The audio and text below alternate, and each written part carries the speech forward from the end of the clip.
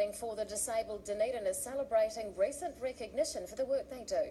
The group was the runner-up in the Sports and Leisure category of the Trustpower Community Awards, and Operations Manager Katy joins us now to talk about it. Good evening. Hi, thank you very much. How has 2016 been so far for the group? 2016 has actually been a huge year for us. There's been tremendous changes at the facility with the staff, the committee, and the horses, so it's been a huge year. How important are volunteers to keeping things going?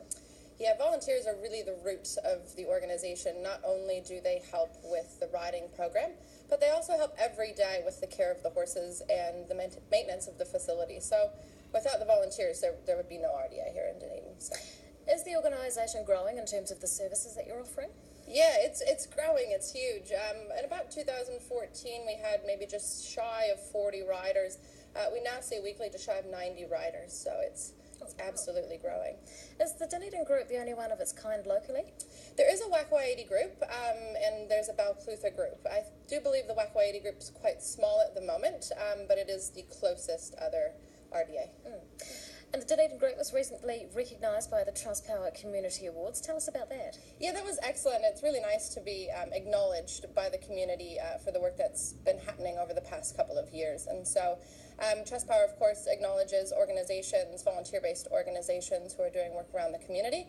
And to even be considered and nominated was really great. But to actually get the runner-up award was enormous for us. And it really gave us motivation and encouragement to just keep doing what we're doing and to keep up with the changes that we're making and just look forward to the future. So it was really excellent.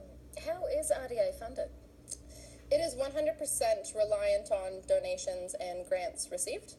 Some of our biggest local supporters are Lions Foundation, Bendigo Valley Trust, of course our lotteries as well, and a few international organizations and national organizations that give us donations as well. Are you finding it difficult to get enough money to run the program?